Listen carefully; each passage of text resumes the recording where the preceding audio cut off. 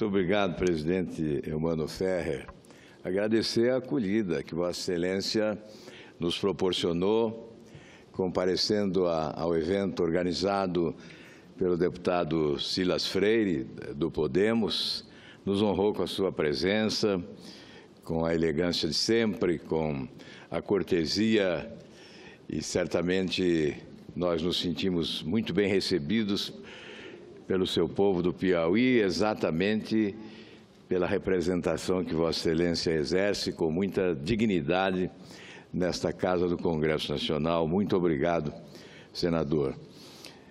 Hoje devo fazer abordagem também sobre uma passagem pelo Mato Grosso.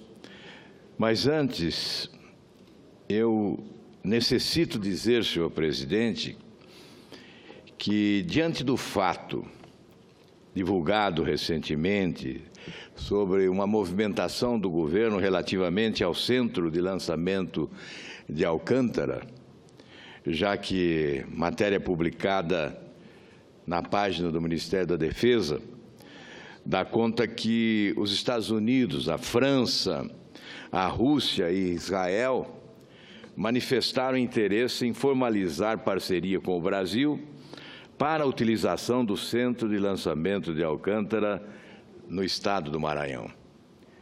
Obviamente, o ministro Raul Jungmann tem a exata noção da importância de conduzir esses entendimentos, colocando à frente sempre a soberania nacional.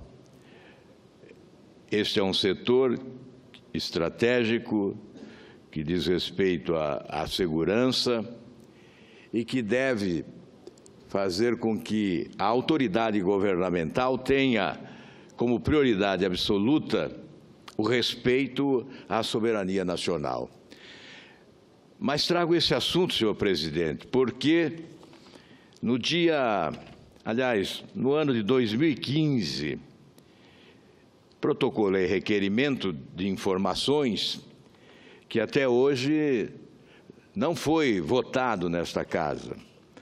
Esse requerimento pedia ao Tribunal de Contas da União a realização de auditoria minuciosa na aplicação e aproveitamento dos recursos orçamentários alocados para a implantação do sítio de lançamento do foguete Ciclone no centro de lançamento de Alcântara, um acordo Brasil-Ucrânia e a participação da União no capital desta empresa.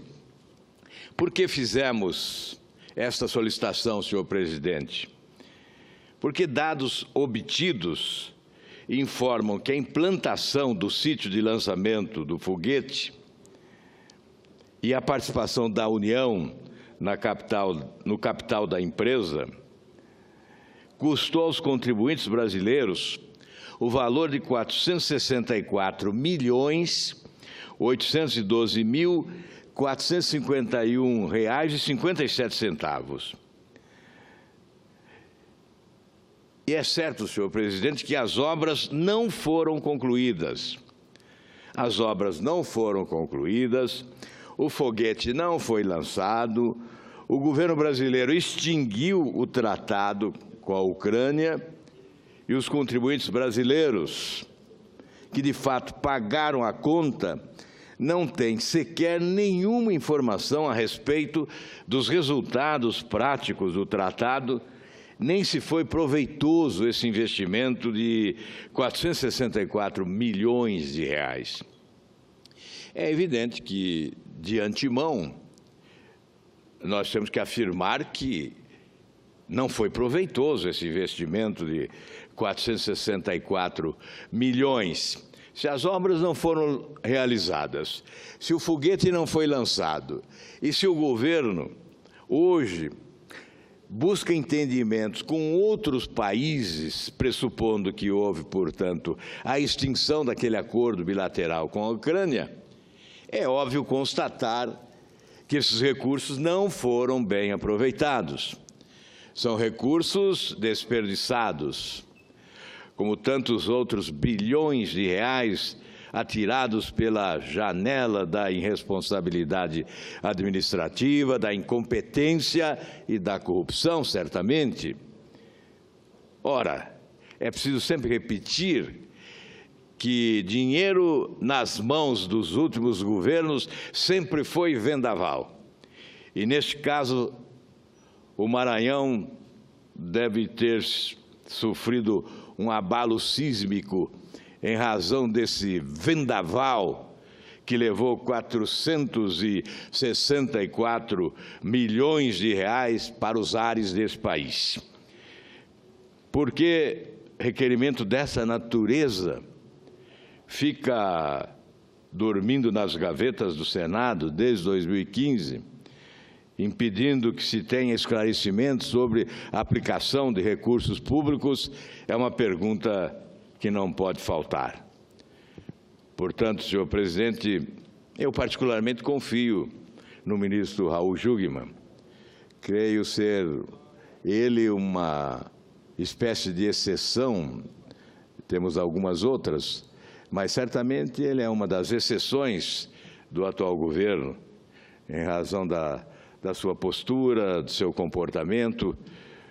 É um ministro que, Raul Jungmann é um ministro que realmente merece a nossa simpatia, a nossa consideração. Por isso eu confio que, especialmente no que diz respeito à soberania do Brasil, nas tratativas que deverão advir do interesse desses países por esse projeto de Alcântara, eu não tenho dúvida que, na dependência do comportamento do ministro Raul Jungmann, a nossa soberania estará assegurada.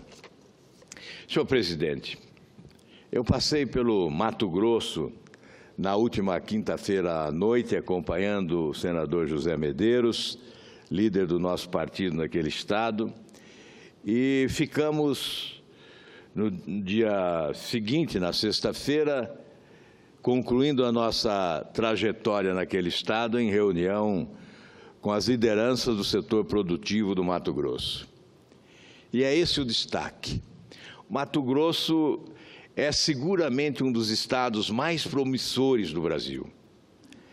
É o celeiro nacional, líder na produção de grãos, grande exportador, pela situação geográfica, pelas características e, sobretudo, pela competência dos produtores rurais daquele estado, oriundos de vários estados do país, especialmente do Sul. Um estado promissor, repito, competente e que, obviamente, deve chamar a atenção dos governantes brasileiros. Produz, como já afirmei, lidera o ranking dos estados brasileiros na produção de grãos. É grande exportador de produtos primários e preserva, senhor presidente, 62% do seu território.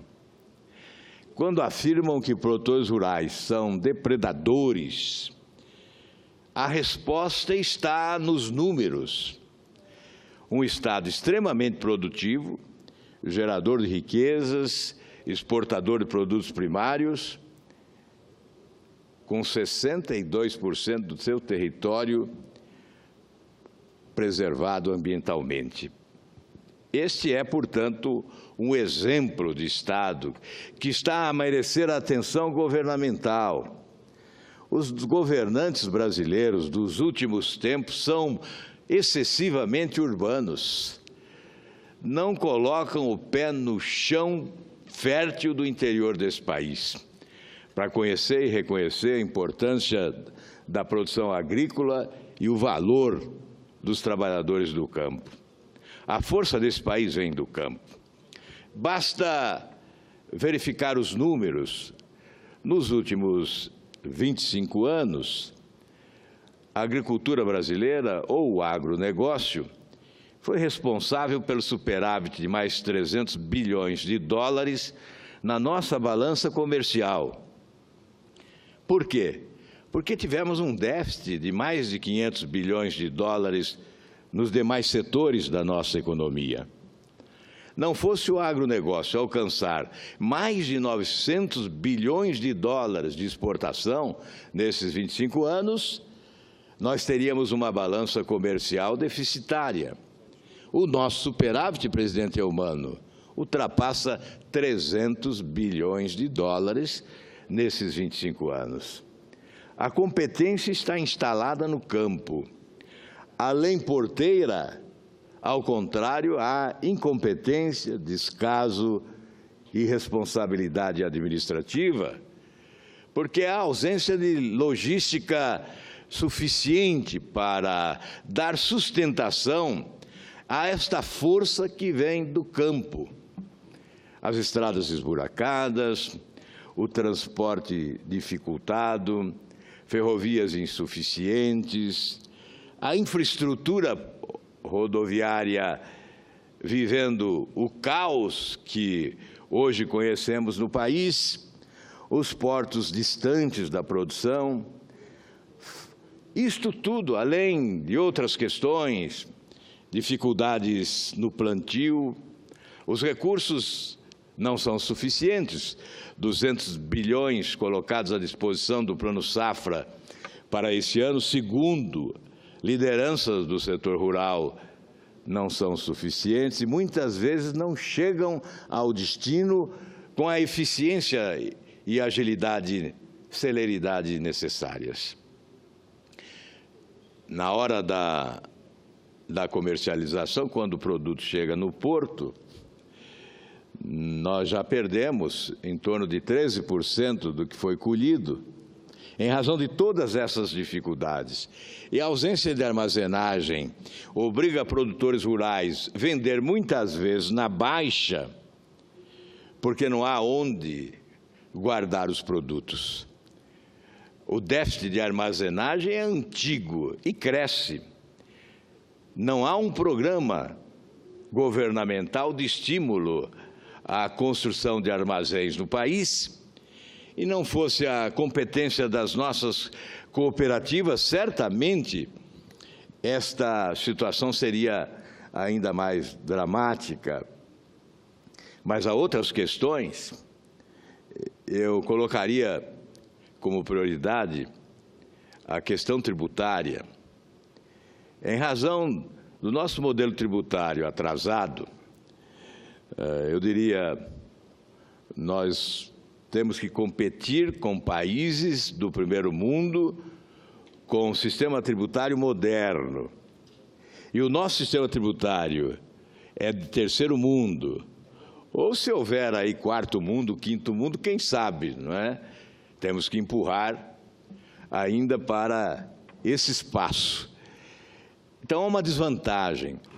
Se os nossos produtores são os mais competentes do mundo no campo, na terra, na hora de produzir, eles levam desvantagem na competição exacerbada que se estabelece com os seus concorrentes, em razão, inicialmente, do modelo tributário, que nos proporciona enorme desvantagem, que acumula problemas até hoje insanáveis. E, obviamente, nós temos que considerar que as nações ricas, possuídas pelo egoísmo injustificável em relação a países emergentes como o nosso, praticam as chamadas barreiras alfandegárias e não alfandegárias, que certamente reduzem o lucro da produção nacional. Se tivéssemos uma autoridade presidencial capaz de convencer os países do primeiro mundo de que países emergentes como o nosso não podem ser contidos na sua vocação de progresso, porque inclusive são interessantes para os países do primeiro mundo como mercado, no estabelecimento dessa relação comercial de via dupla no que diz respeito ao interesse nacional, certamente nós teríamos uma agricultura ainda mais rica e um país mais próspero. O que vale, senhor presidente, é que há esperança de futuro em relação ao agronegócio brasileiro. Porque, em que pese o fato dos governos serem descuidados em relação ao setor primário, o que há é esperança de prosperidade.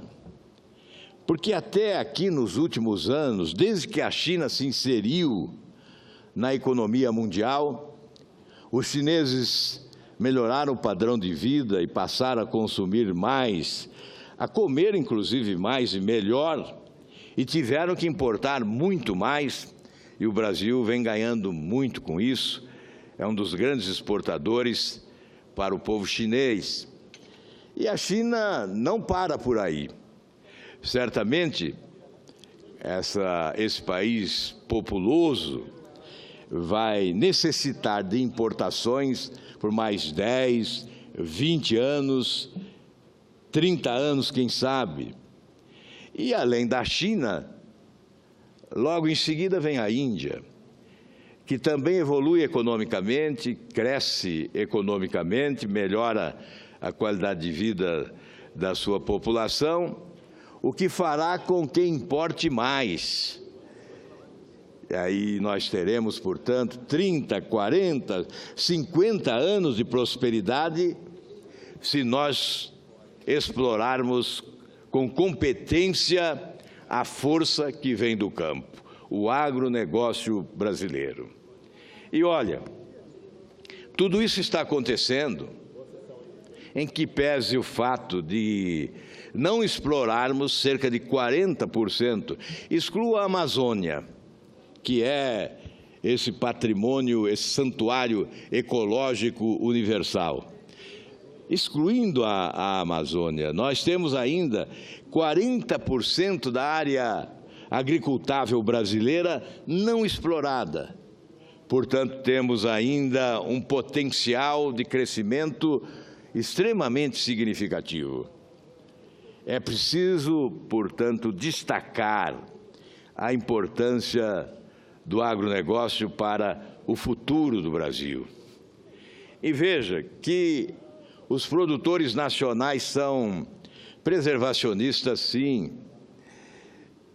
Eu não entendo como alguém possa suspeitar sobre o comportamento de produtores rurais no Brasil, se são eles os mais preparados para destacar a importância da preservação ambiental, em razão da necessidade de preservar o solo rico e fértil, que eventualmente é patrimônio privado, individual, mas que necessariamente é um patrimônio da humanidade, que deve ser preservado, conservado, rico e fértil, para ser repassado às gerações futuras, que dele arrancarão também a sua sobrevivência. É por essa razão que nós destacamos o produtor rural como o brasileiro preservacionista e não depredador, como querem alguns. E veja que patrimônio temos nós no Brasil, ser destacado, valorizado, e tem que ter a repercussão internacional necessária no momento em que o aquecimento global leva as nações a uma preocupação cada vez maior em razão dos terremotos, do avanço do mar, das intempéries que ocorrem, sacudindo nações e elevando o nível de preocupação de todos os seres humanos mundo afora, destacando a necessidade da preservação ambiental como faz o Brasil, ao contrário de outras nações que devastaram as suas florestas, comprometeram os seus rios e lagos, poluindo-os, ao contrário do que exigem de todos nós no Brasil, já que a exigência internacional de preservação aqui está presente e cada vez mais virulenta. O mundo não teria que pagar por isso tudo. Nós temos 13% da água potável do mundo, aqui no Brasil. 12 mil rios cortam o solo nacional. Só a bacia amazônica tem 6 milhões de quilômetros quadrados. Portanto, esta é uma riqueza que torna o nosso país um país próspero, lamentavelmente mal governado, indiscutivelmente desgovernado, abrindo portas oficiais da administração pública para a corrupção como nunca se viu na história desta nação, mas que haverá de se reerguer pela grandeza do seu povo e pelas suas riquezas naturais indiscutíveis. Ao final, obrigado ao Mato Grosso pela acolhida e os cumprimentos aos trabalhadores do Mato Grosso que constroem um grande Estado, que é um exemplo para o nosso país. Muito obrigado, senhor presidente.